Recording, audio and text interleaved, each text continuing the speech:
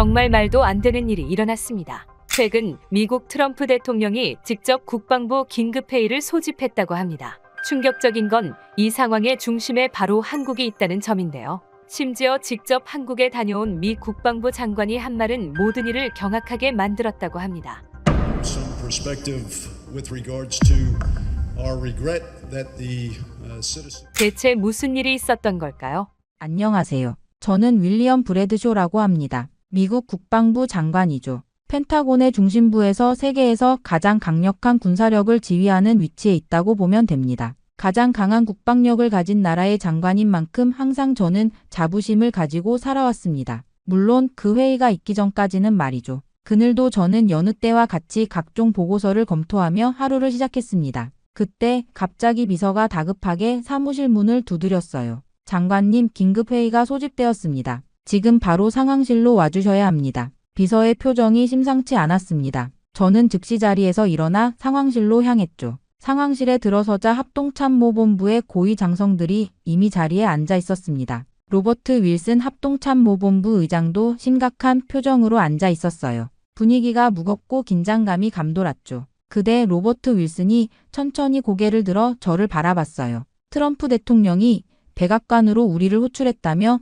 지금 바로 가야 한다고 했습니다. 저는 눈썹을 치켜 올렸습니다. 백악관의 긴급 호출이라니. 분명 심각한 상황이 발생한 게 틀림없었어요. 우리는 즉시 이동했고 30분 후 백악관 오벌 오피스에 도착했습니다. 트럼프 대통령은 책상 앞에 앉아 있었고 그 앞에는 빨간색 표지에 기밀 보고서가 놓여 있었죠. 이것이 우리를 급하게 부른 이유인가 싶었습니다. 트럼프의 표정은 무겁고 진지했어요. 트럼프 대통령은 우리에게 자리에 앉으라고 손짓했습니다. 우리가 자리에 앉자 그 빨간 표지의 보고서를 우리 앞으로 밀어냈어요. 저는 표지를 보았고 그 제목에 잠시 당황했죠. 한국 방산산업 분석이라는 제목이 선명하게 적혀 있었습니다. 트럼프 대통령은 고개를 끄덕이며 이 보고서를 철저히 검토하라고 지시했습니다. 상당히 충격적인 내용이 담겨 있다고 강조했어요. 솔직히 저는 잠시 웃음을 참을 수 없었어요. 한국이라니요? 우리가 수십 년 동안 보호해온 그 작은 나라 말입니까? 이게 대체 무슨 농담인지 이해할 수 없었죠.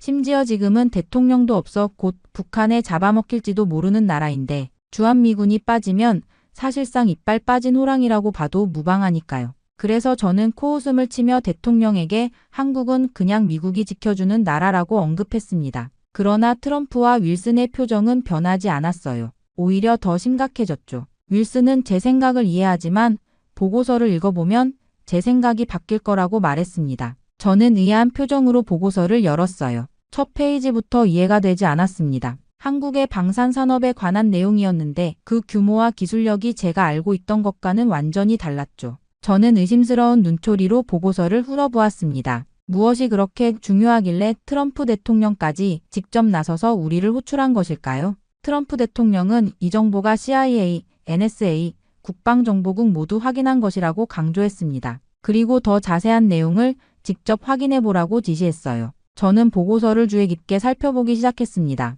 저는 어안이 벙벙했습니다. 대체 이 보고서에 뭐가 있기에 국방부 장관인 제가 직접 한국에 가야 한다는 것일까요? 보고서를 더 자세히 훑어보기 시작했죠. 윌슨은 이것이 단순한 보고서가 아니라 우리 국가 안보의 미래가 걸린 중요한 문제라고 강조했습니다. 저는 벌써부터 머리가 지끈거렸어요. 이게 대체 무슨 상황인지 이해할 수 없었습니다. 한국이 그렇게 중요한 나라였나요? 우리가 항상 보호해주던 그 나라가 국가 안보와 무슨 관련이 있다는 것일까요? 트럼프 대통령은 보고서를 철저히 검토하라고 다시 한번 강조했습니다. 저는 아직도 혼란스러웠지만 대통령의 지시에 반박할 수는 없었어요. 자리에서 일어나 보고서를 들고 회의실로 돌아가기로 했습니다. 그렇게 저는 펜타곤에 도착해 제 사무실로 돌아왔습니다. 저는 책상에 앉아 그 빨간 보고서를 펼쳤어요. 그리고 그 순간 제 눈앞에 펼쳐진 내용들을 보고 저는 점점 표정이 굳어갔습니다. 한국의 방산 수출 통계였어요. 제 눈을 의심할 수밖에 없었죠.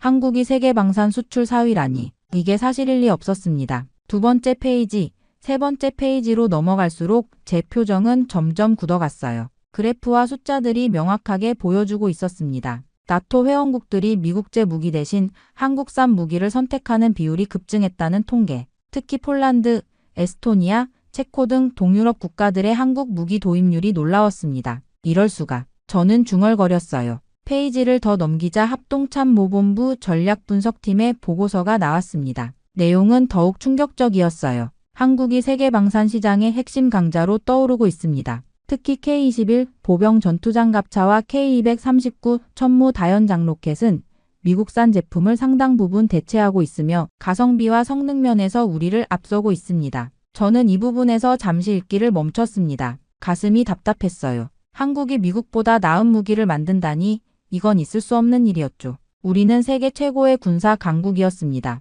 그것은 변할 수 없는 사실이었어요. 그러나 보고서는 냉정하게 사실만을 이야기하고 있었습니다. 2023년 이후 한국의 방산 수출액은 2배 이상 증가했으며 우크라이나 전쟁 이후 유럽 국가들의 한국산 무기 도입이 급증했다는 내용이었어요. 전화가 울렸습니다. 트럼프 대통령이었어요. 보고서 다 읽었나? 네, 읽고 있습니다만. 이게 정말 사실입니까? 그래서 자네가 직접 확인해야 하는 거야. 한국으로 가서 직접 보고 진실을 파악하고 오게. 트럼프의 목소리에는 여지가 없었습니다. 저는 내심 반발했어요. 국방부 장관이 한국 같은 작은 동맹국에 가서 무기 체계를 살펴본다니 이건 내 위신에 관한 문제였죠. 하지만 대통령의 명령은 거부할 수 없었습니다. 알겠습니다. 언제 출발하면 될까요? 내일 아침. 모든 준비는 끝났어. 다음 날 아침 저는 짐을 챙기며 불쾌한 기분을 감출 수 없었어요. 국방부 장관이 동맹국 시찰 같은 잡무에 시간을 뺏긴다는 것이 못마땅했습니다.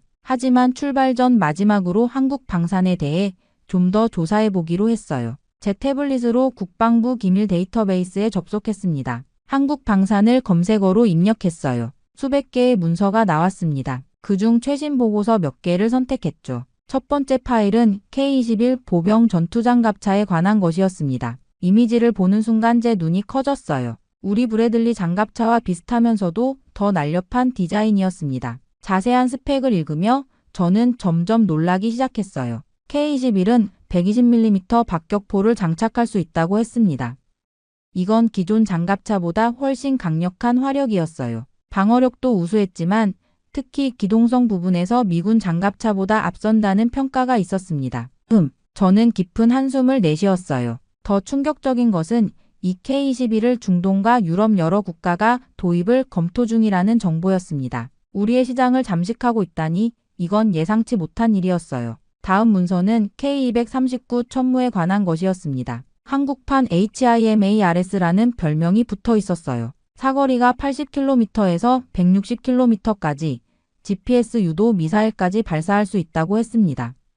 스크롤을 내리자 폴란드가 대량으로 도입 중이라는 내용이 나왔어요. 미국 HIMARS에 비해 발사 속도가 빠르고 명중률이 높다는 평가도 있었습니다. 심지어 일부 군사 전문가들은 미래 전장에서 천무가 HIMARS보다 더 효율적일 수 있다고 평가했어요. 저는 태블릿을 내려놓았습니다. 머리가 복잡했어요. 말도 안 돼. 한국이 이런 무기를 독자 개발했다고? 저는 창밖을 바라보며 생각에 잠겼습니다. 지금까지 한국은 그저 미국의 보호를 받는 작은 동맹국이라고 생각해왔어요. 미국의 군사기술력을 배워 따라오는 수준이라 여겼죠. 그런데 이제는 우리와 경쟁하고 심지어 일부 분야에서는 우리를 앞지르고 있다니. 제 기존의 세계관이 완전히 흔들리기 시작했습니다. 이제 한국이 단순한 동맹국이 아니라 경쟁자로 바뀌는 걸까요? 아니면 트럼프 대통령이 말한 것처럼 우리가 알지 못했던 중요한 파트너일까요? 비서가 문을 두드렸습니다. 장관님, 차량이 준비됐습니다. 공항으로 출발하셔야 합니다. 그렇게 14시간의 긴 비행 끝에 인천국제공항에 도착했습니다. 피로감이 몰려왔지만 한국에서 무엇을 보게 될지 궁금증도 커졌어요. 비행기에서 내리자마자 첫 번째 놀라움이 찾아왔습니다. 출입국 심사대에 줄을 서려는데 경호원이 저를 VIP 통로로 안내했어요. 그런데 일반적인 출입국 심사대가 아니었습니다. 얼굴 인식 시스템이 자동으로 제 신원을 확인했어요. 여권을 보여줄 필요도 없었습니다. 저는 놀라서 경호원에게 이게 무엇인지 물었습니다. 경호원은 한국에서 이미 몇 년 전부터 도입된 얼굴 인식 출입국 심사 시스템이라고 설명했어요. 저는 눈썹을 치켜 올렸습니다. 미국에서도 일부 공항에서 테스트 중이긴 했지만 이렇게 완벽하게 통합된 시스템은 처음 봤어요. 출입국 심사를 마치고 나오자 또 다른 놀라움이 기다리고 있었습니다. 은빛 로봇이 제 이름을 부르며 수화물 수치대로 안내해드리겠다고 했어요. AI 안내 로봇이었습니다. 자연스러운 영어 억양과 부드러운 움직임에 한 번 더 놀랐어요. 로봇을 따라가며 주변을 둘러보니 공항 곳곳에 자동화 시스템이 가득했습니다. 청소 로봇, 무인 카페, 자동 운반 카트, 모든 것이 사람의 개입 없이 움직이고 있었어요. 수화물을 찾은 후 공항 밖으로 나가자 또 다른 충격이 기다리고 있었습니다. 도로 위를 달리는 차들은 대부분 전기차나 수소차였어요. 미국에서도 전기차가 늘고 있지만 이 정도로 일반화된 곳은 없었습니다. 한 남자가 저를 향해 손을 흔들었습니다. 키가 크고 단정한 군인의 자세를 갖춘 사람이었어요. 그는 김석진 대령이라고 자신을 소개했습니다. 한국 국방부에서 왔다고 했죠. 유창한 영어로 말하는 그와 악수를 나누며 고개를 끄덕였습니다. 김석진 대령은 서울까지 함께 이동하며 간략한 브리핑을 해주겠다고 했어요. 김석진 대령이 안내한 차량은 또 다른 놀라움이었습니다. 운전자가 없는 AI 자율주행 차량이었어요. 우리는 뒷좌석에 앉았고 차는 자동으로 움직이기 시작했습니다. 저는 미국에서도 자율주행 차량이 있지만 이렇게 일반적으로 사용되는 건 아니라며 놀라움을 표현했어요. 김석진 대령은 한국이 세계에서 가장 높은 자율주행 차량 보급률을 자랑하며 특히 공공 영역에서는 거의 100%에 가깝다고 설명했습니다. 차량이 고속도로에 진입하며 김석진 대령은 태블릿을 꺼내 한국 방산 현황에 대한 간략한 브리핑을 시작했습니다. 그러나 저는 브리핑보다 창밖의 풍경에 더 집중하고 있었어요. 미래 도시 같은 서울의 모습, 고층 빌딩들 사이로 보이는 첨단 교통 시스템, 곳곳에 보이는 로봇과 드론들. 이것이 정말 우리가 70년 동안 보호해왔다고 생각한 그 한국인가. 김석진 대령은 곧 국방부에 도착할 것이며 그곳에서 더 자세한 브리핑이 준비되어 있다고 알려주었습니다. 저는 고개를 끄덕였지만 머릿속은 이미 혼란으로 가득 찼습니다. 그렇게 서울 시내를 지나 마침내 용산의 국방부 청사에 도착했습니다. 현대적인 건물 디자인과 첨단 보안 시스템이 눈에 띄었어요. 미국 펜타곤과는 다른 분위기였습니다. 더 밝고 더 투명하고 더 미래지향적인 느낌이었죠. 김석진 대령의 안내를 받아 우리는 지하 2층의 특별 브리핑룸으로 향했습니다. 문이 열리자 눈앞에 펼쳐진 광경에 또 한 번 놀랐어요. 원형 테이블 주변으로 한국군 장성들이 자리하고 있었고 테이블 중앙에서는 푸른빛의 3D 홀로그램이 떠다니고 있었습니다. 저는 자리에 앉았고 한국 국방부 고위 관계자가 인사말과 함께 브리핑을 시작했습니다. 그 순간 테이블 위에 홀로그램이 변화하기 시작했어요. K-21 보병 전투장갑차의 상세한 3D 모델이 공중에 떠올랐습니다. 홀로그램은 K-21의 내부 구조까지 세밀하게 보여주었어요. 이전에 봤던 자료보다 훨씬 자세했습니다. 특히 120mm 박격포와 통합된 모습, 방어 시스템의 배치, 엔진의 구조까지 모든 부분이 완벽하게 시각화되어 있었어요. 설명을 들으면서 저는 점점 더 놀라워졌습니다. 이 장비는 우리의 브래들리보다 여러 면에서 앞서 있었습니다. 홀로그램이 다시 변하면서 이번에는 K239 천무 다연장 로켓 시스템이 나타났어요. 발사대의 구조, 미사일의 내부 부품, 유도 시스템까지 모든 것이 입체적으로 보였습니다. 브리핑 담당자는 천무의 사거리와 정확도에 대해 설명하며 심지어 미국 HIMARS보다 천무가 낮다는 평가도 있다고 언급했어요. 저는 그 말에 눈썹을 치켜 올렸습니다. 그건 있을 수 없는 일이었어요. HIMARS는 세계 최고의 다연장 로켓 시스템이었습니다. 적어도 저는 그렇게 알고 있었죠. 그때 홀로그램이 실제 발사 실험 영상으로 전환되었습니다. K239 천무가 연속으로 미사일을 발사하는 장면이었어요. 그리고 이어서 그 미사일들이 수백 킬로미터 떨어진 표적들을 정확하게 타격하는 장면이 나왔습니다. 놀라운 정확도였어요. 미사일들은 GPS 유도 시스템을 통해 목표물을 거의 오차 없이 명중시켰습니다. 저는 표정이 굳어졌습니다. 이건 분명 최고 수준의 기술이었어요. 미국의 시스템과 비교해도 전혀 뒤떨어지지 않았습니다. 어떤 면에서는 오히려 앞서 있다는 느낌까지 들었죠. 브리핑은 계속되었고 한국의 다른 첨단 무기 시스템들도 소개되었습니다. 그러나 제 머릿속은 이미 혼란스러웠어요. 이런 기술력이 있었다고? 한국이 대체 어디까지 발전한 거지? 우리는 지금까지 한국을 어떻게 잘못 평가해 왔을까? 몇 시간의 브리핑이 끝난 후 저는 생각에 잠겨 자리에서 일어났습니다. 김석진 대령이 제게 다가와 소감을 물었어요. 저는 솔직하게 대답했습니다. 매우 인상적이라고 예상했던 것보다 훨씬 앞선 기술이라고요. 김석진 대령은 미소를 지으며 이건 시작에 불과하다고 말했습니다. 내일은 실제 장비들을 보여줄 예정이라고 했어요. 그 말을 듣는 순간 저는 비로소 트럼프 대통령이 저를 직접 보내라고 한 이유를 완전히 이해했습니다. 다음 날 아침 김석진 대령은 제게 오늘의 일정을 알려주었습니다. 평택에 있는 캠프 험프리스를 방문할 예정이라고 했어요. 이번에는 주한미군을 직접 만나보게 될 것이라고 했습니다. 저는 안도감을 느꼈습니다. 드디어 익숙한 얼굴들을 만날 수 있게 된 것이죠. 자율주행 차량을 타고 서울에서 평택으로 이동하는 동안 저는 창밖 풍경을 관찰했습니다. 도시 곳곳에 첨단 기술이 적용된 건물들, 스마트 교통 시스템, 도로 위의 수소버스들. 한국은 제가 생각했던 것보다 훨씬 발전해 있었어요. 캠프 험프리스에 도착하자 예상과 달리 주한미군 사령관 마크 필립스 장군이 직접 저를 맞이했습니다. 원래 계획에는 없던 일이었어요. 필립스 장군은 미국에서 국방부 장관이 직접 방문한 것을 큰 영광으로 생각한다며 환영해 주었습니다. 저는 필립스 장군과 함께 그의 사무실로 향했고 김석진 대령은 다른 일정이 있다며 저희를 배려해 자리를 비웠습니다. 미군 기지 안에서 미국인들과만 대화하니 마음이 놓였어요. 이제 솔직한 이야기를 들을 수 있을 것 같았습니다. 필립스 장군의 사무실에 들어서자 창문 너머로 훈련 중인 한국군과 미군이 보였습니다. 저는 그들을 잠시 바라보다가 필립스 장군에게 질문했습니다. 한국 방산산업과 군사력은 실제로 어떤지 그리고 미국과의 관계는 어떻게 변화하고 있는지 물었어요. 필립스 장군은 잠시 침묵하더니 깊은 한숨을 내쉬었습니다. 그리고 놀라운 말을 꺼냈어요. 솔직히 말하자면 한국은 더 이상 우리가 보호해야 하는 나라가 아니라고 했습니다. 한국이 우리를 필요로 하는 것이 아니라 오히려 우리가 한국을 필요로 하는 상황이 되었다고 말했어요. 저는 충격의 말을 잊지 못했습니다. 필립스 장군은 계속해서 설명했습니다. 지난 10년간 한국의 군사력은 놀라운 속도로 발전했고 특히 방산기술 면에서는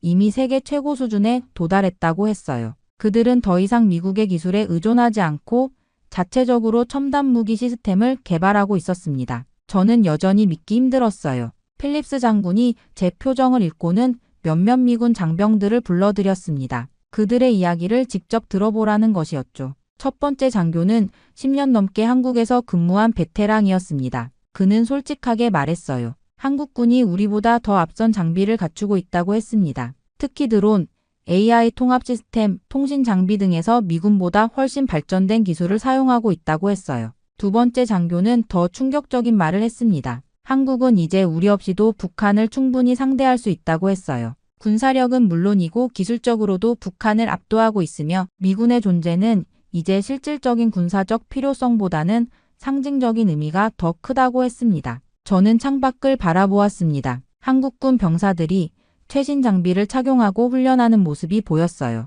그들의 움직임은 정확했고 장비는 첨단 기술로 가득했습니다. 이제 저는 이해하기 시작했습니다. 우리가 지난 70년간 가지고 있던 한국에 대한 인식은 완전히 잘못된 것이었어요. 그들은 더 이상 우리의 보호를 받는 약한 동맹국이 아니었습니다. 오히려 미래 안보의 핵심적인 파트너였죠. 그렇게 캠프 험프리스에서의 충격적인 발견 이후 김석진 대령은 다음 일정으로 한국 국방과학연구소 방문을 안내했습니다. 저는 여전히 미군 사령관의 말을 곱씹고 있었어요. 우리가 한국을 필요로 한다니, 세계 최강대국인 미국이 한국에 도움이 필요하다니, 이게 말이 되는 소리인가 싶었습니다. 대전에 위치한 국방과학연구소에 도착했을 때 저는 겉으로 보이는 건물의 평범함에 약간 안도했어요. 적어도 이곳은 미국의 연구소들과 비슷하게 생겼으니까요. 하지만 그 안으로 들어서는 순간 저의 안도감은 완전히 사라졌습니다. 연구소장 정지현 박사가 직접 저를 맞이했어요. 50대 중반으로 보이는 그녀는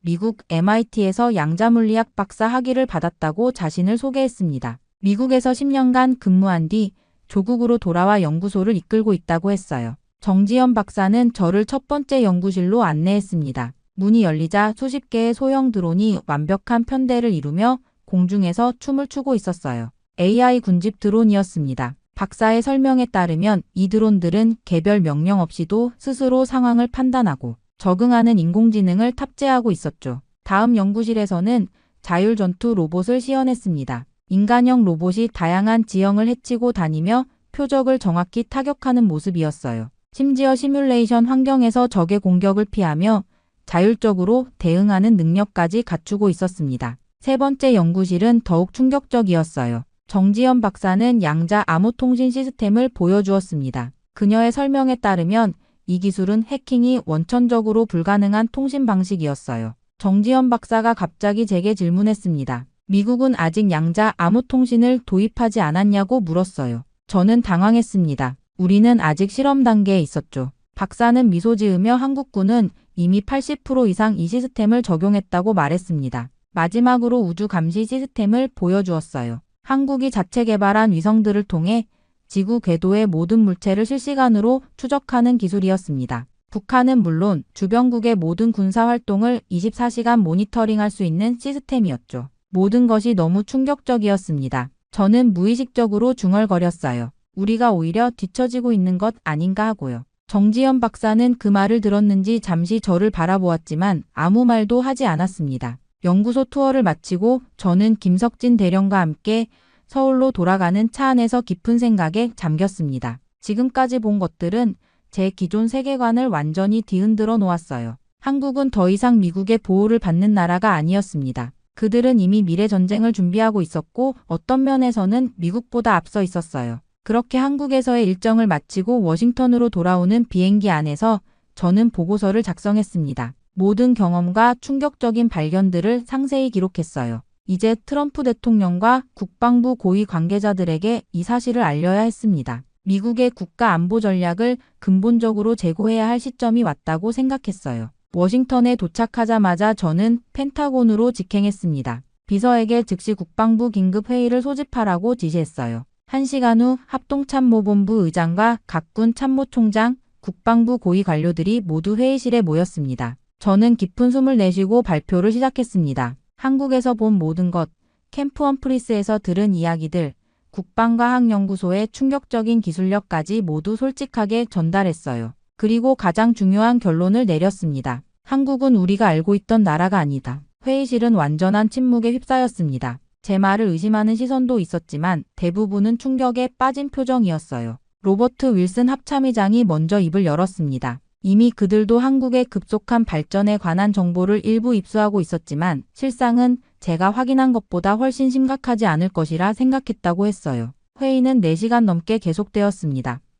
모든 정보를 검토하고 미국의 대응 방안을 논의했어요. 마침내 결론에 도달했습니다. 우리는 한국을 더 이상 단순한 보호 대상이 아닌 동등한 파트너로 인정하고 군사기술 협력을 전면적으로 확대해야 한다는 것이었죠. 며칠 후 백악관 내부 회의에서 한국과의 군사기술 협력 확대 방안이 구체화되었습니다. 특히 양자 암호통신, AI 시스템, 우주감시 기술 분야에서 한국과 적극적으로 협력하기로 내부적으로 결정했어요. 이 정보는 아직 대외적으로 알려지지 않았지만 내부 관계자들 사이에서는 큰 변화의 시작으로 받아들여졌습니다. 이것으로 저의 한국 방문은 끝이 났지만 미국과 한국 사이의 새로운 관계는 이제 막 시작되었습니다. 제가 처음에 얼마나 한국을 무시했었는지, 얼마나 그들의 능력을 과소평가했었는지 돌이켜보면 부끄러울 따름이었어요. 세계가 아직 알아채지 못한 변화가 이미 시작되었습니다. 한국은 더 이상 작은 동맹국이 아니라 군사 패권국으로 부상하고 있었습니다.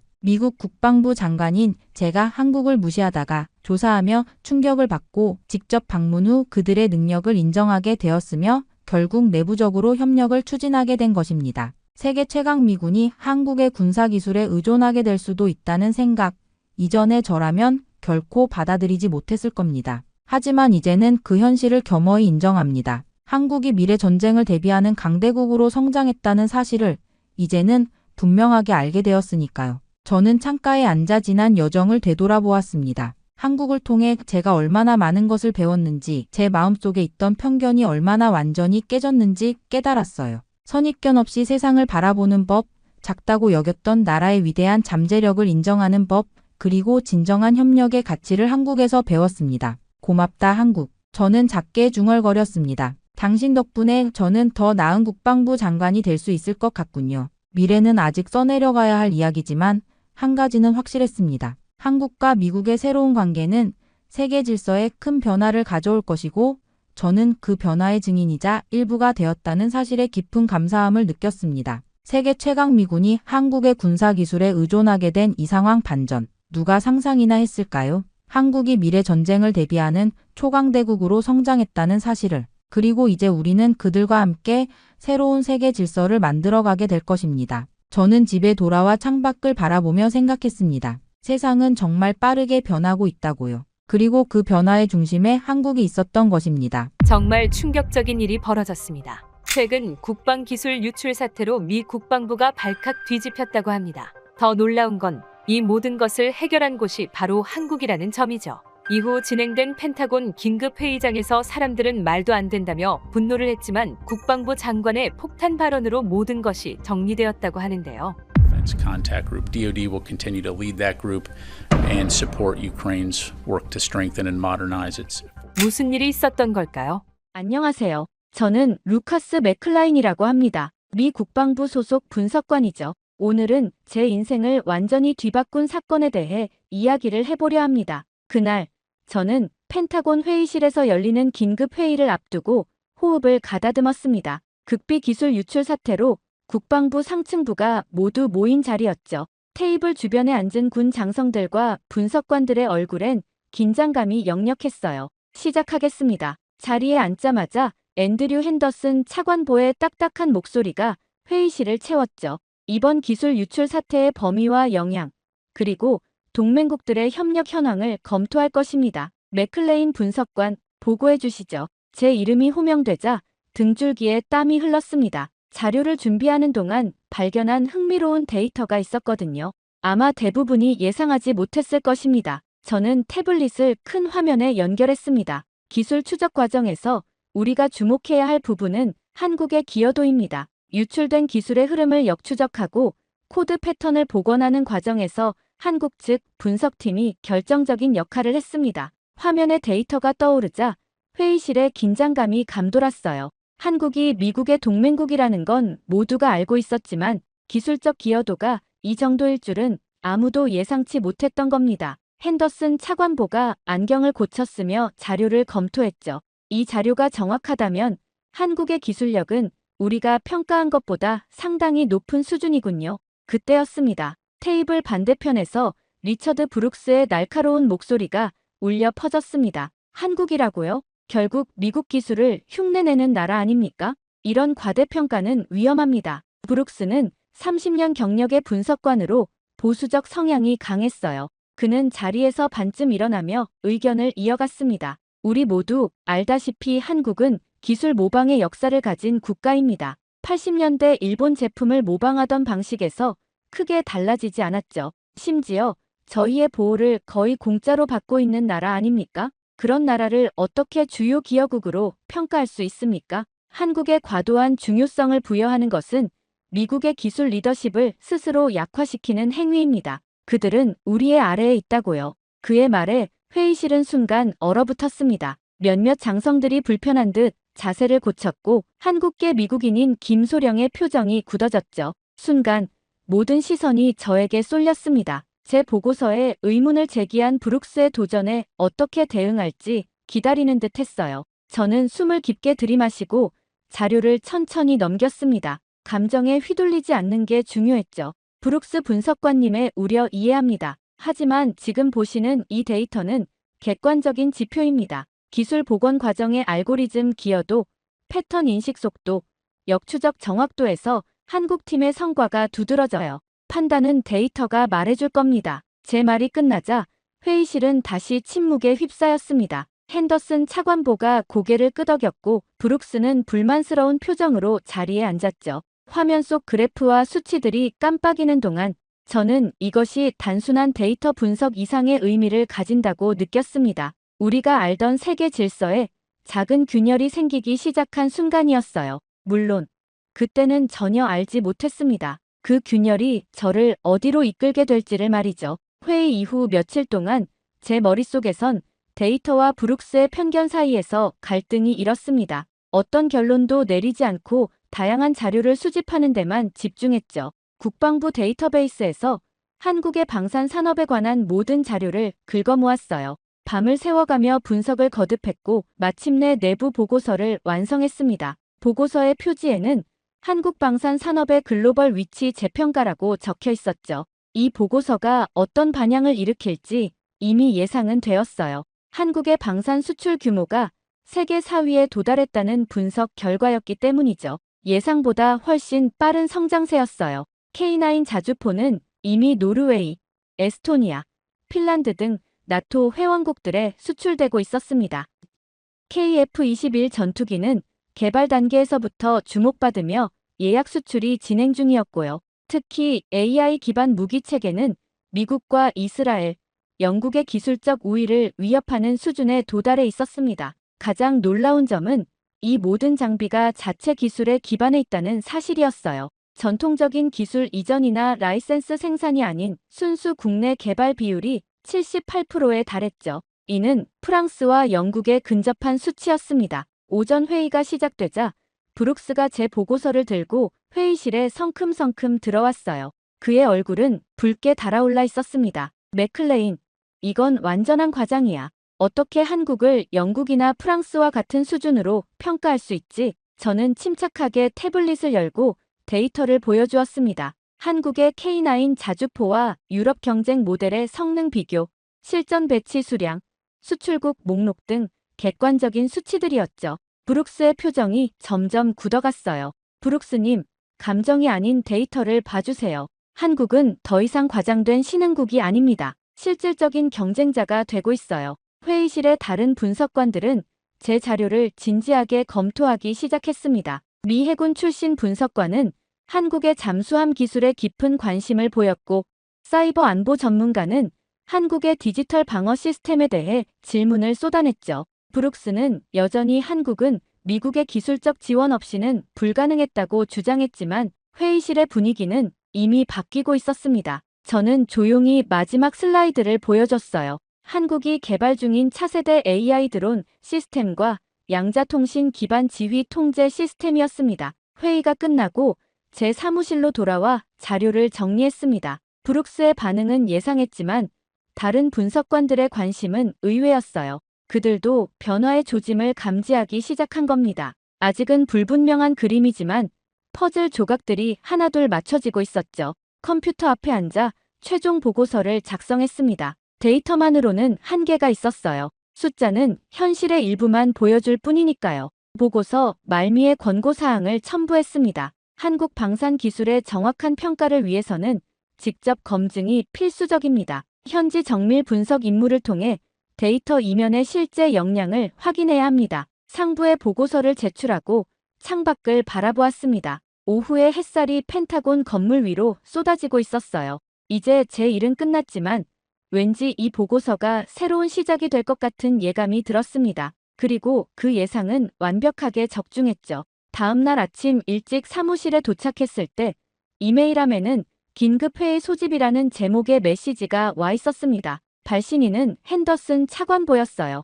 불안한 예감이 들었지만 동시에 기대감도 있었습니다. 제 보고서에 대한 상부의 반응이 드디어 나온 것이겠죠. 회의실에 들어서자 브룩스가 이미 앉아 있었습니다. 그의 옆자리에는 여러 개의 폴더가 쌓여 있었고 표정은 여느 때보다 자신감이 넘쳤어요. 저는 조용히 자리에 앉았고 곧 핸더슨 차관보가 들어왔습니다. 맥클레인의 보고서와 브룩스의 반론까지 모두 검토했습니다. 핸더슨의 첫마디에 긴장감이 감돌았어요. 브룩스가 자리에서 미소를 지었습니다. 핸더슨 차관보는 국방부가 한국 방산 기술에 대한 현지 정밀 분석 임무를 공식 승인했다고 발표했습니다. 내일부터 준비에 들어갈 것이라는 말도 덧붙였죠. 브룩스의 미소가 굳어졌어요. 그는 자리에서 벌떡 일어나 이것이 시간 낭비라고 항변했습니다. 한국은 여전히 미국의 기술적 우산 아래 있는 나라일 뿐이라며 추가 보고서를 언급하려 했지만 핸더슨은 손을 들어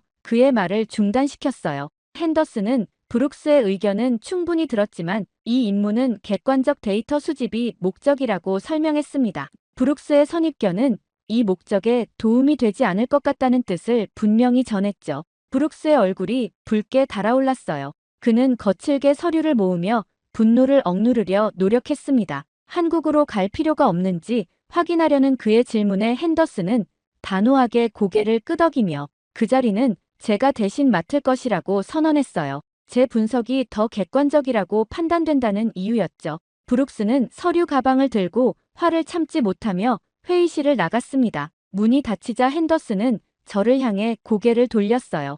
이번 임무의 중요성을 강조하며 단순한 기술 평가가 아니라 향후 방산 협력의 방향을 결정할 수 있는 일이라고 설명했습니다. 저는 책임감의 무게를 느끼며 고개를 끄덕였어요. 이것은 단순한 출장이 아니라 미국의 국방 전략에 영향을 미칠 수 있는 중대한 임무였습니다. 회의가 끝나고 복도에서 제니 장과 마주쳤습니다. 그녀의 표정에서 이미 소식을 들었다는 것을 알 수 있었어요. 제니는 저를 팀장이라 부르며 농담 섞인 축하 인사를 건넸습니다. 저는 쓴웃음을 지으며 아직 실감이 나지 않는다고 말했어요. 함께 가주었으면 한다는 제안에 제니는 조용히 웃으며 고개를 끄덕였죠. 그녀는 잠시 망설이다가 조심스럽게 물었어요. 당신 정말 한국에 관심 있었어요? 질문이 의외였습니다. 잠시 생각에 잠기며 창밖으로 시선을 돌렸어요.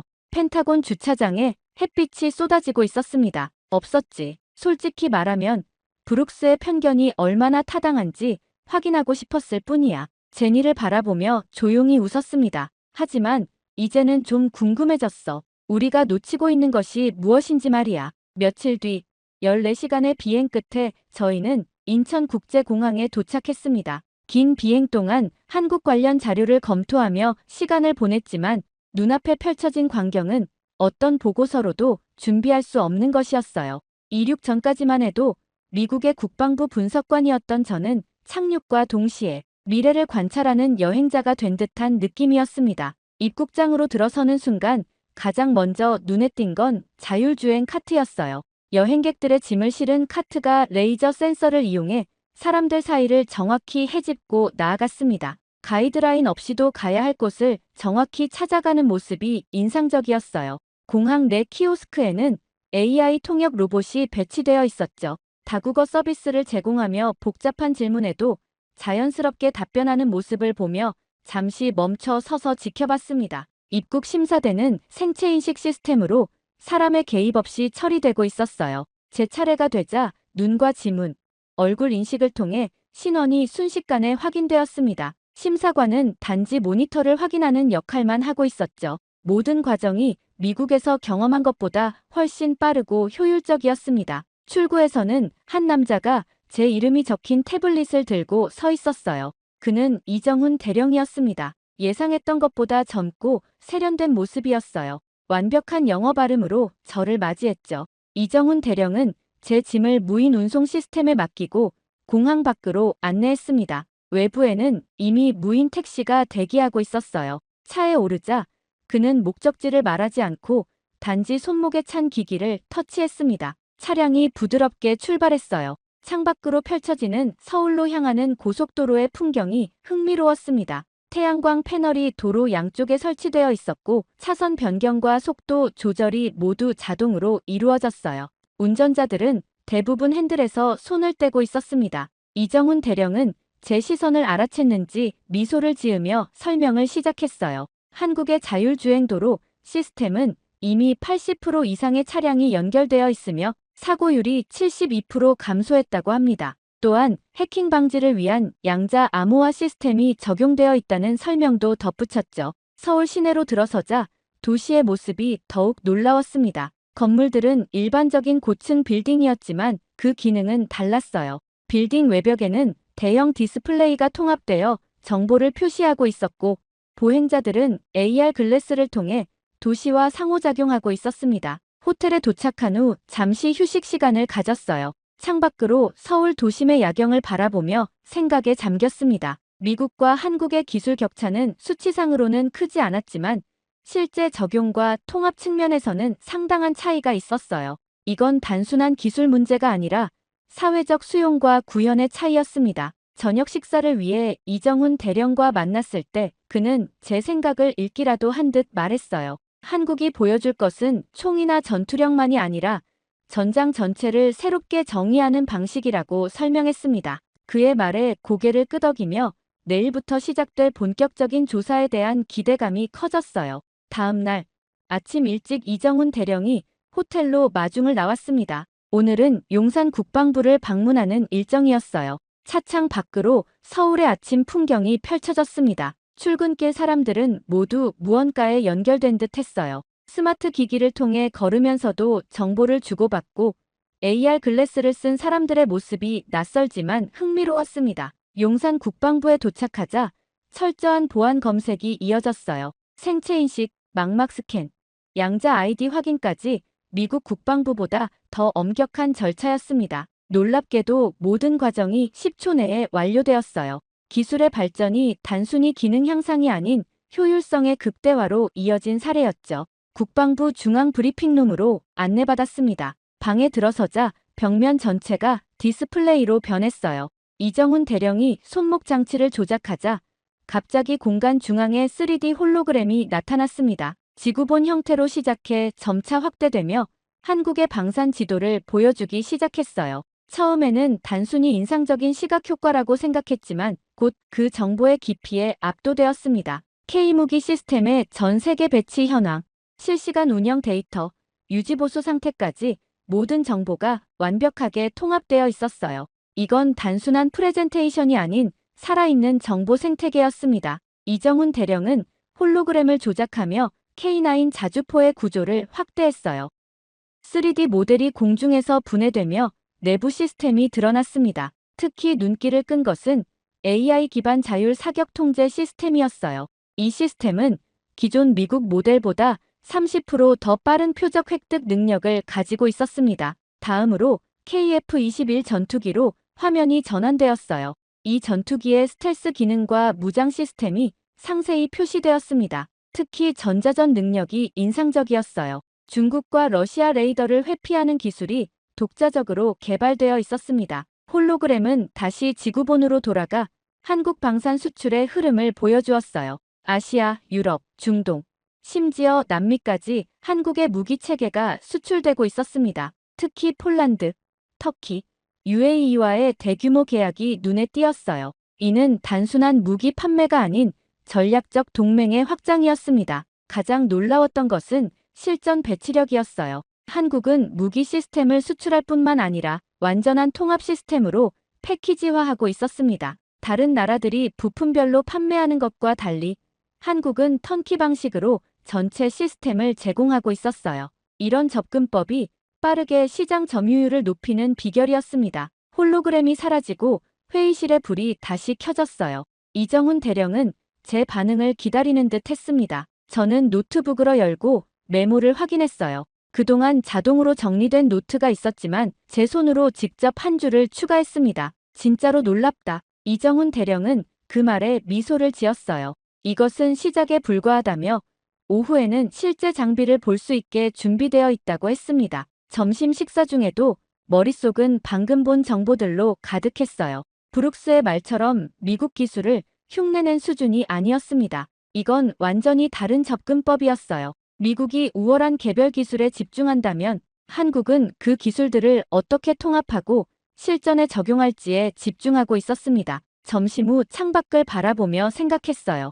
이곳에서 본 것은 단순한 중소국의 모습이 아니었습니다. 미국과는 다른 방식으로 접근하는 전략적 중심 국가의 위상이 뚜렷했어요. 저는 오후 일정을 위해 자리에서 일어났습니다. 처음으로 우리가 잘못 평가하고 있었던 것은 무엇인가라는 질문이 들었어요. 오후가 되자 이정훈 대령은 저를 평택 기지로 안내했습니다. 차로 이동하는 동안 창밖으로 보이는 한국의 풍경은 현대적 도시와 자연이 어우러진 모습이었어요. 서울을 벗어나 고속도로를 달리는 동안 이정훈 대령은 오늘 볼 실전 훈련에 대해 간략히 설명했습니다. KF-21 실기동 훈련, AI 드론 시뮬레이션, 자율 로봇 병력의 전투 시연이 예정되어 있었어요. 평택 기지에 도착하자마자 특수 군사구역으로 안내받았습니다. 이곳은 일반적인 군사시설과는 다른 분위기였어요. 건물들은 외관상 평범해 보였지만 내부는 완전히 디지털화된 공간이었습니다. 모든 벽면이 터치 인터페이스로 작동했고 실시간 데이터가 흐르고 있었어요. 첫 번째로 KF-21 실기동 훈련을 참관했습니다. 관제실에서 바라본 훈련은 압도적이었어요. 조종사들은 실제 비행과 가상 시뮬레이션을 동시에 진행하고 있었습니다. 실제 KF-21이 하늘을 날고 있는 동시에 조종석 내부에서는 증강현실로 가상의 적기와 교전이 이루어지고 있었어요. 이정훈 대령은 이 시스템이 실전 경험 없이도 조종사들에게 실전과 유사한 훈련을 제공한다고 설명했습니다. 특히 흥미로웠던 점은 AI가 실시간으로 파일럿의 의사결정을 분석하고 최적의 대응책을 제시하는 방식이었어요. 미국의 F-35 훈련 시스템보다 더 진보된 접근법이었습니다. 다음으로 AI 드론 시뮬레이션 센터로 이동했어요. 이곳에서는 수백 개의 마이크로 드론이 집단 지능을 형성하는 시연이 진행되고 있었습니다. 드론들은 개별 명령 없이도 자율적으로 편대를 구성하고 장애물을 회피하며 표적을 식별해 대응했어요. 이 드론들의 가장 인상적인 특징은 통신이 두절되어도 임무를 완수할 수 있는 자율성이었습니다. 마지막으로 자율 로봇 병력의 전투 시연장으로 안내받았어요. 여기서는 사족 보행 로봇과 휴머노이드형 전투 로봇이 복합적인 임무를 수행하고 있었습니다. 불안정한 지형을 극복하고 건물 내부를 탐색하며 위험 요소를 식별하는 모습이 놀라웠어요. 특히 이 로봇들이 인간 병사와 함께 운용될 때 보여주는 팀워크가 인상적이었습니다. 시연이 끝난 후 데이터 분석실로 이동했어요. 이곳에서는 오늘 진행된 모든 훈련의 데이터가 실시간으로 처리되고 있었습니다. 인공지능이 각 시스템의 성능을 분석하고 개선점을 찾아내며 새로운 전술을 생성하고 있었어요. 이정훈 대령은 이것이 한국 방산의 핵심 경쟁력이라고 강조했습니다. 맥클레인 씨, 미국은 개별 기술에서 여전히 우위에 있을지 모릅니다. 이정훈 대령의 말에 고개를 끄덕였어요. 그의 말은 틀리지 않았습니다. 하지만 우리는 미래에 먼저 올라탔습니다. 기술을 어떻게 통합하고 운용할지, 그리고 데이터를 어떻게 활용할지에 집중했죠. 그의 말을 듣는 순간 중요한 깨달음이 왔습니다. 우리가 평가해온 것은 단순히 하드웨어였지만 실제 무기 체계의 효율성은 그것을 운용하는 소프트웨어와 데이터 활용 능력에 달려 있었어요. 한국은 그 부분에서 앞서 나가고 있었습니다. 저녁이 되어 서울로 돌아오는 차 안에서 오늘 본 것들을 정리했어요. 제 보고서에는 이제 기술적 분석뿐만 아니라 운용 철학에 대한 내용도 추가해야 했습니다. 기술이 아니라 전략이 문제였음을 이제야 깨달았어요. 미국과 한국의 차이는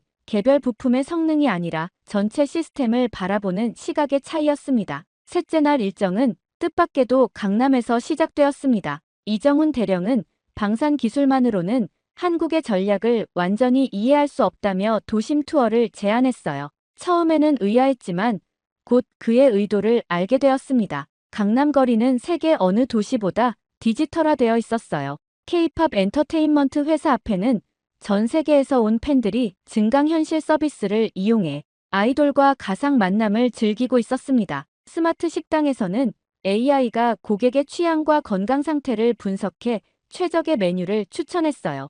패션 매장에서는 디지털 가상 피팅이 실시간으로 이루어지고 있었습니다. 이정훈 대령은 저를 한국문화기술연구소로 안내했어요. 이곳에서 만난 박윤서 박사는 문화기술의 전략적 중요성에 대해 설명했습니다. 그녀는 한국이 세계 시장에 진출하는 방식이 전통적인 경제 모델과 다르다고 강조했어요. 우리에겐 군사만이 전략이 아닙니다. 전 세계가 한국을 소비할수록 그 신뢰가 방산에도 따라옵니다. 박윤서 박사의 말은 새로운 관점을 제시했어요. 문화 수출이 국가 브랜드와 신뢰도를 높이고 이것이 방산 수출로 이어진다는 개념이었습니다. 드라마, 음악, 게임 등 문화 콘텐츠가 국방 산업과 연결되는 방식이 흥미로웠어요. 저는 이 현상을 전쟁의 확장성이라고 노트에 적었습니다. 전통적 의미의 전장이 아닌 문화와 기술이 융합된 새로운 형태의 영향력 경쟁이었어요. 한국은 군사력만이 아닌 소프트 파워를 통해 국제사회에서의 위치를 확고히 하고 있었습니다. 이후 워싱턴 DC로 돌아오는 비행기 안에서 창밖의 구름을 바라보며 지난 일주일을 되돌아봤습니다. 노트북에는 방대한 데이터와 분석 자료가 저장되어 있었지만 제 머릿속에는 숫자로 표현할 수 없는 깨달음이 자리 잡고 있었어요. 한국에서 보고 느낀 것들은 단순한 군사기술 평가를 넘어선 패러다임의 전환이었습니다. 펜타곤에 도착한 첫날, 여러 동료들이 호기심 어린 시선으로 저를 맞이했어요. 제니 장은 제 얼굴만 보고도 무언가 변했다는 것을 알아챘습니다. 브룩스는 복도에서 저를 마주치자 무표정한 얼굴로 고개를 끄덕이고 지나갔어요. 아마 그는 제 보고서가 자신의 입장을 지지해주길 바라고 있었겠죠. 보고서 작성에 사흘을 보냈습니다. 매일 밤늦게까지 사무실에 남아 한국에서 수집한 자료를 정리하고 분석했어요. 때로는 이정훈 대령이나 박윤서 박사에게 이메일을 보내 추가 정보를 요청하기도 했습니다. 제 보고서는 단순한 기술 평가가 아닌 미국 국방 전략의 근본적인 재고를 요구하는 내용이 되어갔어요. 마침내 국방부 고위 관계자들 앞에서 발표하는 날이 왔습니다. 회의실은 긴장감으로 가득 차 있었어요. 핸더슨 차관보부터 각군 대표, 정보부 책임자들까지 모두 참석했습니다. 브룩스도 뒤쪽 자리에 앉아 있었어요. 화면에 첫 슬라이드를 띄우고 깊은 숨을 내쉬었습니다. 이 순간이 제 경력에서 가장 중요한 발표가 될 것임을 알았어요. 한국에 대한 현지 평가를 마치고 돌아왔습니다. 결론부터 말씀드리자면 우리는 더 이상 한국을 단순한 동맹으로만 볼 수 없습니다. 회의실이 조용해졌어요. 모든 시선이 저에게 집중되었습니다. 그들은 이미 우리가 준비하지 못한 미래를 준비하고 있습니다. 한국의 강점은 개별 무기 체계의 성능이 아니라 기술 통합과 실전 적용 능력에 있습니다. 다음 슬라이드로 넘어가며 한국의 방산 기술 현황과 전략적 접근법에 대해 상세히 설명했어요. 특히 문화 기술과 군사 기술의 융합, 데이터 중심 전투 체계, 민간 기술의 신속한 군사적 전환 능력 등을 강조했습니다. 가장 중요한 점은 한국이 미국과 다른 접근법으로 미래 전장을 준비하고 있다는 것입니다. 우리가 하드웨어 중심 접근법을 고수하는 동안 그들은 이미 네트워크 중심 전투의 다음 단계로 나아가고 있습니다. 발표가 끝나자 잠시 침묵이 흘렀어요. 브룩스는 불편한 표정으로 자리에서 일어나 나갔습니다. 반면 핸더슨 차관보는 깊은 생각에 잠긴 듯 했어요. 구체적으로 어떤 조치를 제안하겠소? 맥클레인, 한국과의 포괄적 협력 체계를 구축해야 합니다. 기술 공유를 넘어 전략적 사고방식의 교류까지 이루어져야 해요. 우리는 세계 최강 군사력을 가지고 있지만 미래 전장의 패러다임은 변화하고 있습니다. 핸더슨 차관보는 고개를 끄덕였습니다. 그는 참석자들을 둘러본 후 결정을 내렸어요. 한국과의 포괄적 협력을 선언한다. 맥클레인, 자네가 책임자가 되게. 회의가 끝나고 사무실로 돌아와 창밖을 바라봤습니다. 워싱턴의 기념물들이 먼 지평선을 장식하고 있었어요. 그 풍경은 여전히 같았지만 제 시각은 완전히 달라져 있었습니다. 한국은 과거에 의존하지 않았다. 그러니 미래를 만들 수 있었던 거지. 자신도 모르게 중얼거린 이 말이 제 머릿속에 오래 남았습니다. 강대국의 그림자에서 자신만의 길을 찾아낸 나라, 겸손하게 배우면서도 대담하게 혁신해온 나라. 이제 미국은 그들에게서 무엇을 배울 수 있을까요? 새로운 임무를 앞두고 그 답을 찾아가는 여정이 시작되었습니다. 제 책상 위에는 이정훈 대령이 선물로 준 한국 전통 도자기 모형이 놓여 있었어요. 겉보기에는 작고 소박해 보이지만 가까이서 보면 정교한 디테일과 깊은 역사가 담겨 있었습니다. 한국이라는 나라와 닮아 있었죠. 세계의 강대국들 사이에서 자신만의 방식으로 앞서 나가는 법을 배운 나라. 결국 진정한 혁신은 남을 따라가는 것이 아니라 자신만의 길을 찾는 데서 시작됨을 한국을 통해 배웠습니다. 이것이 미국이 되찾아야 할 정신이 아닐까요? 미래를 두려워하지 않고 과거의 영광에 안주하지 않는 마음가짐. 오늘부터 저는 한국에서 배운 이 교훈을 미국의 새로운 국방 전략에 녹여내기 위해 모든 노력을 다할 것입니다. 정말 충격적인 일이 일어났습니다. 최근 한국 발령을 신청한 미군의 숫자가 기록적인 수치를 찍었다고 합니다. 심지어 일부 부대에서는 한국 근무 요청이 폭증해 상부에서 긴급 조정에 나섰을 정도라고 하는데요. 이런 현상을 보고 저명한 심리학자는 놀라운 발언을 했다고 합니다. Union in financial stabilization and in making its reforms. 대체 무슨 일이 있었던 걸까요?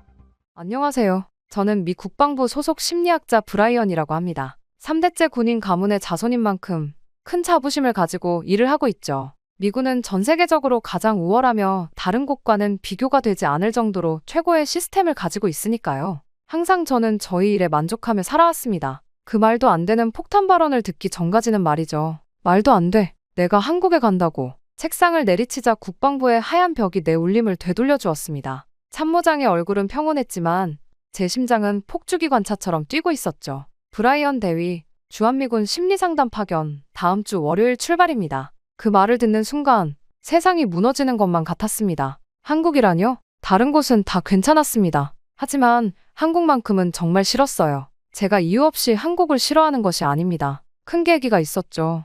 저희 할아버지께서 1976년 판문점 도끼 만행 사건으로 북한군에게 잔인하게 살해당하셨거든요. 그날 이후 우리 가족은 영원히 망가졌습니다. 어머니는 몇 달간 말을 잃었고 아버지는 술에 파묻혔죠. 자랑스러운 군인이었던 아버지는 결국 완전히 타락한 채로 군을 떠나셨을 정도였죠. 아버지는 항상 말씀하셨습니다. 우리 아버지께서 억울하게 돌아가셨는데 한국은 우리 아버지의 죽음을 파리 목숨만도 못하게 여겼다.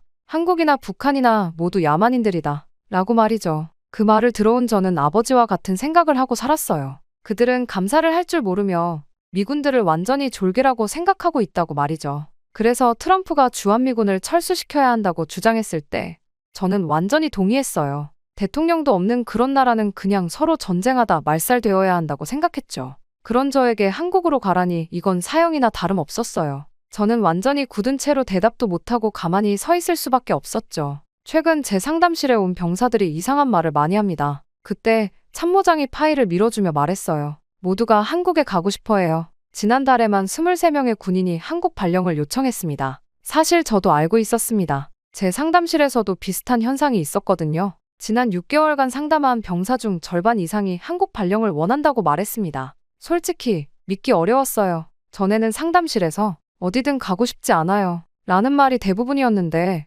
이제는 한국에 가고 싶습니다. 가장 흔한 대화 주제가 되었으니까요. 특히 그들의 대부분은 한국의 빨리빨리 문화, 놀라운 속도와 효율성에 대해 열광했습니다. 심지어 2번의 한국 복무 경험이 있는 고참 병사조차 다시 한번 한국으로 갈 수 있다면 당장 신청하겠습니다. 라고 말하더군요. 가족의 원수 같은 나라를 어떻게 그렇게 찬양할 수 있는지 이해할 수 없었어요. 참모장님, 다른 곳은 어디든 갈 수 있습니다. 아프간도, 이라크도 좋습니다. 하지만 한국만은 저는 대학 시절엔 한국 음식점에 가자는 친구들의 초대도 모두 거절했고 한국인 룸메이트가 배정되었을 때는 즉시 방을 바꿔달라고 요청했습니다. 그만큼 한국을 멀리했었어요. 하지만 돌아온 참모장의 말은 단호했습니다. 명령을 거부할 시 어떤 일이 일어날지 모른다고 하더군요. 결국 저는 집에 돌아와 어쩔 수 없이 인터넷에서 한국에 대한 정보를 찾아보기 시작했습니다. 한국에 관한 것이라면 무조건 외면해왔지만 이제는 가야만 하는 상황이 되었으니까요.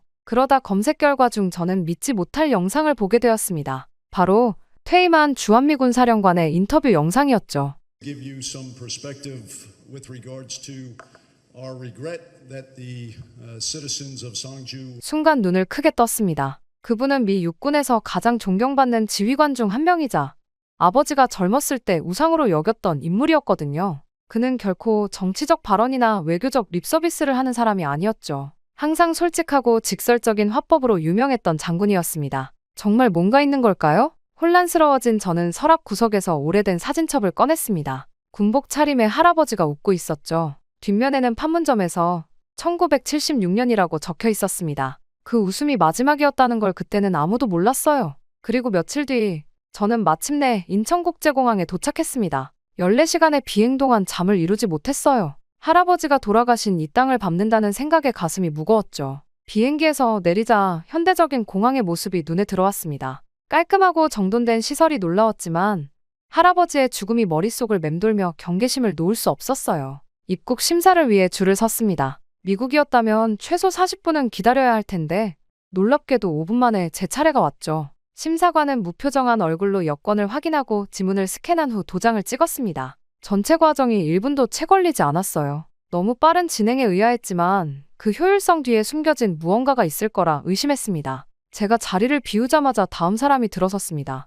기계처럼 정확하고 빠른 움직임이었죠. 수화물을 찾으러 가는 동안에도 놀라움은 계속되었어요. 컨베이어 벨트에 가방이 이미 돌고 있었고 제 가방은 거의 즉시 나왔습니다. 입국 심사부터 수화물 수령, 환승까지 총 10분이 채 걸리지 않았어요. 미국 공항에서 이러면 2시간은 걸릴 텐데 이 완벽함이 오히려 불안하군. 중얼거리며 택시 승강장으로 향했습니다. 깔끔한 정장을 입은 택시 기사가 공손하게 인사했어요. 제 짐을 트렁크에 넣는 동작도 군인처럼 정확했죠. 호텔 이름을 말하자 곧바로 출발했습니다. 매 순간 저는 낯선 땅에서의 위험에 대비해 주변을 살폈어요. 도로 위에서의 경험은 더욱 충격적이었어요. 택시 기사는 마치 경주 선수처럼 차선을 바꾸며 빠르게 달렸습니다. 하지만 위험하다는 느낌은 들지 않았죠. 모든 차량이 똑같은 리듬으로 움직이는 것 같았어요. 신호등이 바뀌면 모든 차가 동시에 출발했고 차선 변경도 군대 훈련처럼 정확했습니다. 이 나라의 규율과 질서가 저를 더욱 긴장시켰습니다. 많은 미국 군인들이 한국을 좋아한다는 택시 기사의 말에 고개만 끄덕였습니다.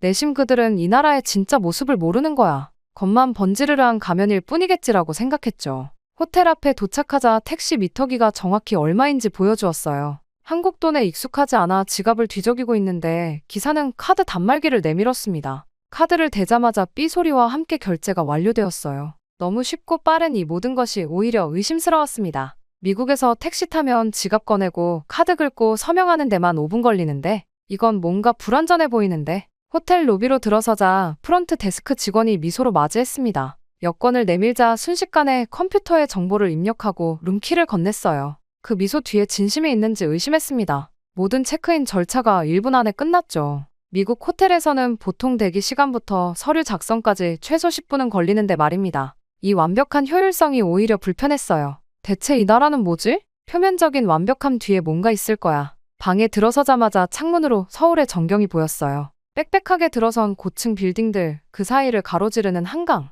할아버지가 이곳에서 목숨을 잃었다는 사실이 다시 마음을 무겁게 했습니다. 저는 창문을 닫고 커튼을 쳤어요. 이 나라의 화려한 전경조차 신뢰할 수 없었습니다. 짐을 풀고 시계를 확인했어요. 내일 아침 8시에 첫 번째 심리 상담이 있는 주한미군 기지로 가야 했습니다. 병사들이 그토록 열광하는 이 나라의 실체를 직접 조사할 시간이 왔죠. 미리 방을 점검하고 도청 장치가 있는지 확인했습니다. 이 나라의 그 어떤 것도 믿을 수 없었어요. 베개에 머리를 묻으며 생각했어요. 이 나라의 모든 것이 빠르다는 건 인정하겠습니다. 하지만 속도가 전부는 아니죠. 이 효율성 뒤에 숨겨진 어두운 면이 분명 있을 겁니다. 그리고 저는 그것을 찾아낼 거예요. 할아버지를 위해서라도 한국의 실체를 밝혀내야 했습니다. 다음 날 아침, 저는 일찍 주한미군 기지로 향했습니다. 택시에서 내려 기지 정문에 다가서자 익숙한 미국 군인들의 모습이 보였어요. 그들의 표정이 다른 주둔지의 군인들과 달랐습니다. 더 여유롭고 밝아 보였죠. 왜 그런지 의아했습니다. 미군 심리상담실은 깔끔하게 정돈되어 있었어요. 벽에는 한국의 관광지 사진들이 걸려 있었습니다. 보통 미군 기지의 상담실과는 다른 분위기였죠. 책상에 앉아 첫 번째 병사를 기다렸습니다. 마이크 존슨 이등병이 첫 번째 상담 대상이었습니다. 한국에서의 생활에 대해 물었을 때 그의 얼굴이 환하게 밝아졌어요. 한국에서는 모든 게 빠르고 효율적이에요. 기지 밖에서 식사를 해도 주문하고 5분이면 음식이 나옵니다. 미국에서는 상상도 할 수 없는 속도죠. 인터넷도 미국보다 몇 배는 빠르고요. 의심스러운 눈으로 바라보았습니다. 그의 말이 너무 과장된 것 같았어요. 미군들이 한국에 대해 환상을 갖고 있는 걸까요? 아니면 제가 편견에 사로잡혀 있는 걸까요? 두 번째 상담은 제니퍼 밀러 하사였습니다. 한국에서의 경험을 물었을 때 그녀는 깊은 숨을 내쉬었어요. 솔직히 처음에는 걱정이 많았어요. 하지만 이곳의 의료 시스템에 놀랐습니다. 지난주 감기 증상이 있어서 병원에 갔는데 병원 진료가 40분이면 끝났어요. 접수, 진료, 약 처방까지요. 미국에서는 그게 불가능하죠?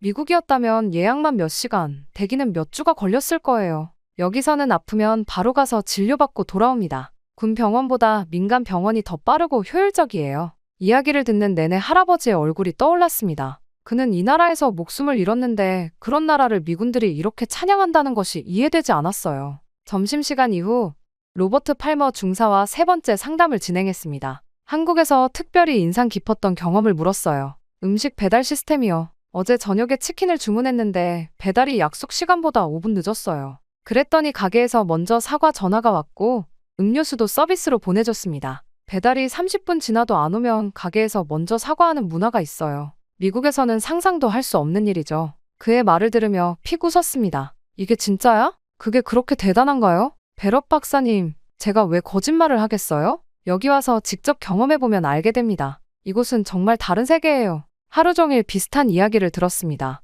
한국의 대중교통, 인터넷 속도, 음식, 쇼핑, 서비스. 모든 미군들이 이 나라의 속도와 효율성에 감탄했어요. 상담실을 정리하며 생각에 잠겼습니다. 이렇게 많은 사람들이 같은 이야기를 하는데 모두 환상에 빠져 있다고 볼 수는 없었어요. 하지만 저는 여전히 의심을 지울 수 없었습니다. 할아버지의 죽음을 무시할 수는 없었어요. 기지를 나와 한국의 저녁거리를 걸으며 생각했습니다. 병사들의 말대로 이 나라는 정말 효율적인 것 같았어요. 그러나 그 효율성 뒤에는 분명 어두운 면이 있을 것입니다. 저는 그것을 찾아내고 말 거예요. 할아버지를 위해서라도. 내일은 직접 도시를 돌아봐야겠군.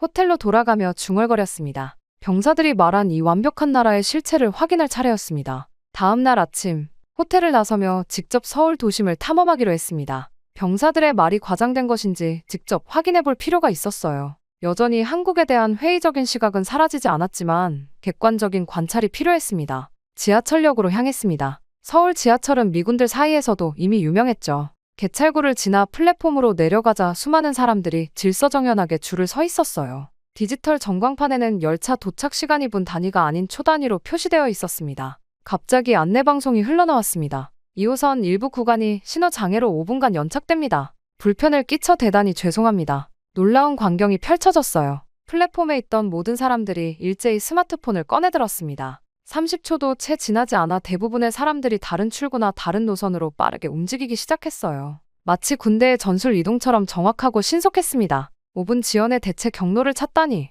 미국에서는 30분 지연이어도 그냥 기다리는데 저도 따라서 다른 노선으로 갈아탔습니다. 환승 과정도 놀라울 정도로 효율적이었어요. 표지판이 명확하게 방향을 안내했고 사람들의 흐름도 물 흐르듯 자연스러웠습니다. 도심에 도착해 카페를 찾기로 했어요. 익숙한 스타벅스 간판이 보였습니다. 아메리카노 한 잔을 주문하기 위해 줄을 섰는데 앞에 4명의 손님이 있었어요. 아, 이제 좀 오래 기다리겠구나 생각했습니다. 그러나 놀랍게도 바리스타들의 손놀림이 믿을 수 없이 빨랐어요. 주문을 받는 직원, 음료를 만드는 직원, 결제를 담당하는 직원이 완벽한 호흡으로 움직였습니다. 앞에 있던 5개의 주문이 단 2분 만에 모두 처리되었어요. 이게 어떻게 가능하지? 미국의 스타벅스라면 적어도 15분은 기다려야 할 주문량이었습니다. 음료를 받아 창가 자리에 앉아 거리를 바라보았어요. 사람들의 걸음걸이도 미국보다 빨랐습니다. 다들 목적지가 뚜렷한 듯 빠르게 움직였어요. 오후에는 시내를 걷다가 도로 공사 현장을 발견했습니다. 큰 도로 한 구간이 통제되어 있었어요. 공사 인부들이 아스팔트를 뜯어내고 있었습니다. 표지판에는 야간 긴급 보수 공사, 내일 오전 6시 완료 예정이라고 적혀 있었어요. 하룻밤 만에 도로 공사를 끝낸다고. 미국에서는 몇 주는 걸릴 텐데 믿기지 않아 다음날 아침 일찍 같은 장소를 찾았습니다. 놀랍게도 도로는 완전히 새 아스팔트로 깔려 있었고 차들이 정상적으로 통행하고 있었어요. 어제까지 공사 중이던 도로가 단 하룻밤 만에 완전히 새 것처럼 변해 있었습니다. 미국에서는 몇 주 걸릴 공사가 하룻밤 만에? 점점 병사들의 이야기가 과장이 아닐지도 모른다는 생각이 들었어요. 하지만 여전히 마음 한구석에는 의심이 남아 있었습니다. 겉으로 보이는 효율성 이면에는 분명 대가가 있을 것이라 생각했어요. 아마도 노동자들의 과로나 시스템의 문제가 숨겨져 있을 것입니다. 거리의 전광판에 뉴스가 흘러나왔습니다. 한국어를 읽을 수 없었지만 숫자와 그래프가 빠르게 변하는 것을 볼 수 있었어요. 이 나라의 모든 것이 빠르게 움직이고 있었습니다. 호텔로 돌아가는 길에 문득 깨달았습니다. 이틀 동안 서울에 머물면서 단 한 번도 누군가를 기다리거나 시스템이 느리게 작동하는 것을 경험하지 않았어요. 모든 것이 정확하고 빠르게 움직이고 있었습니다. 다음 날은 주한미군 사령부에서 한국군 관계자들과의 회의가 예정되어 있었습니다. 양국 군인들의 심리 상담 협력 방안을 논의하는 자리였어요. 마음이 복잡했습니다. 서울에서 목격한 효율성과 속도는 분명 인상적이었지만 할아버지에 대한 생각만 하면 여전히 분노가 치밀어 올랐어요. 회의실에 들어서자 한국군 장교들이 일어서서 인사했습니다. 그중 김준호 대령이 저를 반갑게 맞이했어요. 그는 저의 심리학적 통찰이 한국군 병사들에게도 큰 도움이 될 것이라 말했습니다. 형식적인 대화가 오갔습니다. 한국군의 심리 상담 체계, 미군과의 협력 방안 등이 논의되었어요. 회의가 끝나고 다과 시간에 김 대령이 한국에 대한 제 인상을 물었습니다. 순간 참을 수 없는 충동이 일었습니다. 이제 솔직하게 말할 때가 되었다고 생각했어요. 한국에 대한 좋은 감정이 없으며 제 할아버지가 1976년 판문점 도끼 만행 사건으로 북한군에게 살해당했다고 말했습니다. 김 대령의 표정이 순식간에 진지해졌어요. 그는 깊이 숨을 들이마시더니 고개를 숙였습니다. 놀랍게도 그는 마이클 베럿 중령의 이름을 알고 있었고 그 사건이 한국군에서도 잊지 못할 비극이라고 말했어요. 저는 한국군도 믿을 수 없다고 생각했다며 할아버지가 이곳에서 외롭게 죽었다고 말했습니다. 김 대령은 잠시 침묵했다가 그날에 대해 제가 들은 이야기가 있는지 물었어요. 북한군의 기습 공격으로 할아버지가 희생되었다는 아버지의 말을 전했습니다. 그때 김 대령이 뜻밖의 이야기를 해주었어요. 당시 당신의 할아버지를 지키려다 희생된 한국군 병사들도 있었습니다. 숨이 멈추는 듯 했습니다. 그는 계속해서 미군과 한국군이 함께 싸웠으며 할아버지는 혼자가 아니었다고 말했어요. 한국군 최규식 하사와 박정호 일병이 베럿 중령을 보호하려다 함께 희생되었다는 것입니다. 충격으로 말을 잇지 못했어요. 어릴 때부터 들어왔던 이야기, 아버지가 술에 취해 반복해서 말했던 이야기와 달랐습니다. 할아버지가 외롭게 죽었다고, 한국군이 도움을 주지 않았다고 들어왔는데 김대령은 태블릿을 꺼내 오래된 문서를 보여주었어요. 거기에는 분명히 할아버지와 함께 한국군 2명의 이름이 희생자 명단에 있었습니다. 이런 사실을 왜 알려주지 않았냐고 물었을 때 김대령은 냉전 시기였고 양국 정부 사이에 복잡한 외교적 문제가 있었다고 설명했어요. 일부 정보는 제한적으로만 공개되었다고 했습니다. 회의실 창문을 통해 서울의 풍경이 보였습니다. 지금까지 품어왔던 분노와 원망이 흔들리기 시작했어요. 할아버지는 외롭게 죽은 것이 아니라 한국 군인들과 함께 싸우다 희생된 것이었습니다. 김대령은 최규식 하사의 가족들이 아직 서울에 살고 있으며 원한다면 만날 수 있도록 주선해주겠다고 제안했어요. 말문이 막혔습니다. 평생 믿어왔던 이야기가 무너지는 순간이었어요. 할아버지를 지키려 한 한국군 병사들의 존재는 제가 한국에 품어왔던 모든 편견과 분노의 의문을 던졌습니다. 생각해보겠다고 말한 후 호텔로 돌아오는 길에 서울의 거리가 다르게 보였습니다. 이 효율적이고 빠른 도시는 단순히 표면적인 발전만 이룬 것이 아니라 비극적인 역사 속에서도 함께 싸우는 동맹의 품격을 가진 나라였습니다. 방에 들어서자마자 할아버지의 사진을 꺼내보았습니다. 그의 미소 뒤에 숨겨진 이야기가 있었군요. 할아버지는 혼자가 아니었습니다. 그리고 지금의 저도 이 나라에서 혼자가 아니었어요. 다음 날, 저는 김대령의 제안을 받아들여 한국전쟁 기념관을 방문했습니다. 할아버지에 관한 진실을 알게 된 후, 이 나라의 역사에 대해 더 알고 싶다는 생각이 들었어요. 기념관 입구에서 만난 김대령은 저를 반갑게 맞이했습니다. 기념관을 둘러보며 한국전쟁의 참상이 담긴 사진들을 보았습니다. 서울이 폐허가 된 모습, 난민들의 행렬, 굶주림에 지친 아이들의 모습이 눈앞에 펼쳐졌어요. 그 모습은 제가 지금 보았던 현대적이고 효율적인 서울과는 너무나도 대조적이었습니다. 이 사진들은 1953년 휴전 직후의 모습입니다. 김대령이 설명했어요. 당시 한국은 세계에서 가장 가난한 나라 중 하나였어요. 1인당 국민소득이 67달러에 불과했습니다. 전쟁으로 폐허가 된 도시의 모습에 충격을 받았습니다. 지금의 서울과 비교하면 믿기 힘들었어요. 어떻게 이런 폐허에서 지금의 모습으로 변할 수 있었던 거죠? 김대령은 잠시 생각에 잠겼다가 말했습니다. 전쟁 후 폐허에서 살아남으려면 빠르게 움직일 수밖에 없었어요. 느리면 굶어 죽는 시대였습니다. 그의 말에 깊은 의미가 담겨 있었어요. 제가 서울에서 경험했던 빠른 속도와 효율성은 단순한 문화적 특성이 아니라 생존을 위한 전략이었던 것입니다.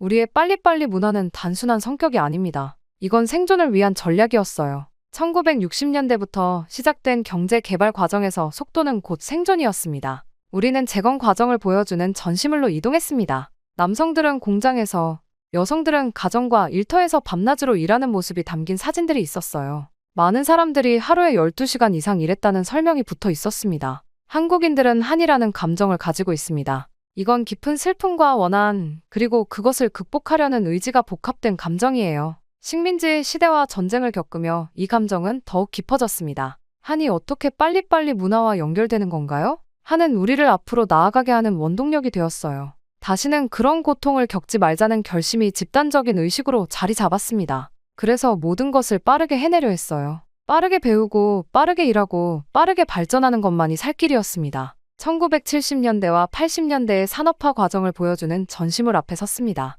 조선소에서 일하는 노동자들, 밤새 공부하는 학생들, 24시간 가동되는 공장들의 모습이 담겨 있었어요. 이 시기에 한국인들은 주 70시간 이상 일했습니다. 세계에서 가장 긴 노동시간이었어요. 그만큼 간절했기 때문입니다. 김대령의 말을 들으며 생각했습니다. 이 나라의 빠른 템포는 단순한 문화적 특성이 아니라 생존과 발전을 위한 절박한 전략이었던 것입니다. 지금의 효율성은 그 시절의 유산입니다. 신호가 바뀌면 즉시 출발하고, 일도 빨리 처리하고, 서비스도 신속하게 제공하는 것. 이건 단순한 문화가 아니라 생존 본능에서 나온 최적화입니다. 기념관을 나오면서 서울의 풍경을 다시 바라보았습니다. 빽빽하게 들어선 고층 빌딩들, 빠르게 움직이는 사람들. 이제는 그 모습이 다르게 보였어요. 그것은 단순한 현대화가 아니라 극복의 역사, 생존을 위한 끊임없는 노력의 결과였습니다. 할아버지께서 이 나라에서 돌아가신 것은 정말 비극입니다. 하지만 그 희생이 헛되지 않았다는 것을 알아주셨으면 합니다. 그분도 이 나라의 발전과 평화를 위해 싸우셨으니까요.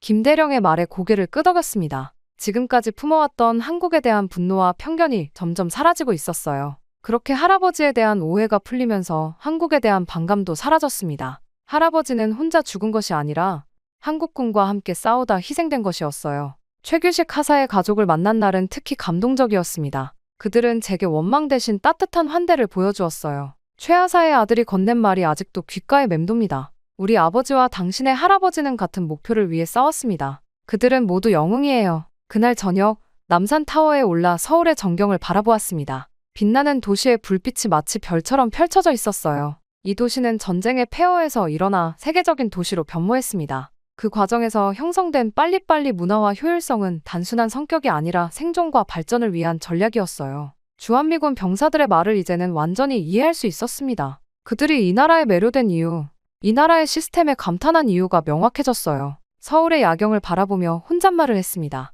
이 나라가 미래다. 할아버지가 이곳에서 희생된 것은 비극이지만 그의 희생이 헛되지 않았다는 사실에 위안을 받았습니다. 이제 한국은 제게 더 이상 원망의 대상이 아니었어요. 오히려 배움과 존경의 대상이 되었습니다. 한국에 온 지 3개월이 되어가는 날, 원래대로라면 미국으로 돌아갈 시간이었습니다. 짐을 정리하려 했지만 마음이 내키지 않았어요. 창밖으로 보이는 서울의 풍경이 이제는 낯설지 않게 느껴졌습니다. 결심을 하고 주한미군 기지로 향했어요. 병사들과의 마지막 상담을 마친 후 사무실에서 상부에 직접 연락했습니다. 화상 통화로 워싱턴의 참모장과 연결되었어요. 베럿 박사, 3개월 임무 수행 고생 많았소. 내일 귀국 비행기 준비되어 있습니다. 잠시 침묵 후 조심스럽게 말했습니다. 제 근무를 연장하고 싶습니다. 화면 속 참모장의 표정이 놀라움을 감추지 못했어요. 이유가 뭔가요? 3개월 전만 해도 절대 한국에 가기 싫다고 하지 않았소. 깊게 숨을 들이마셨습니다. 저는 이제 막 한국을 이해하기 시작했어요. 더 배우고 싶습니다.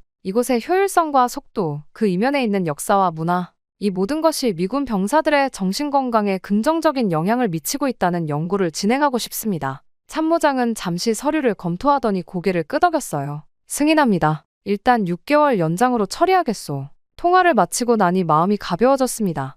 호텔로 돌아가는 길에 최규식 하사의 아들에게 연락했어요. 그와 저녁 식사를 약속했습니다. 다음 날 공항으로 향했지만 미국행 비행기를 타는 대신 짐을 찾아 다시 서울로 돌아왔습니다. 이제는 호텔이 아닌 작은 아파트를 임대했어요. 창문 밖으로 보이는 서울의 풍경이 새롭게 느껴졌습니다. 책상에 할아버지의 사진을 놓고 미소 지었어요. 할아버지, 이제 당신이 떠난 이 나라에서 새로운 시작을 하려 합니다. 당신의 희생이 헛되지 않았다는 것을 보여드리고 싶어요. 일기장을 펼쳐 마지막 페이지에 적었습니다. 한국에 오기 전 나는 편견의 벽 속에 갇혀 있었다. 이제 그 벽은 무너졌고 더 넓은 세상이 내 앞에 펼쳐졌다. 빨리빨리 문화는 단순한 속도가 아니라 역경을 이겨내는 지혜였다. 이 나라에서 나는 인내와 화합 그리고 끊임없는 발전의 의미를 배웠다. 할아버지의 희생으로 시작된 여정이 이제는 감사와 존경의 마음으로 변화했다. 한국 고맙습니다. 한국에서의 새로운 삶이 시작되었습니다. 더 이상 과거의 분노에 사로잡힌 사람이 아닌 이 빠른 나라의 속도에 맞춰 함께 달려가는 사람으로 변화하고 있습니다.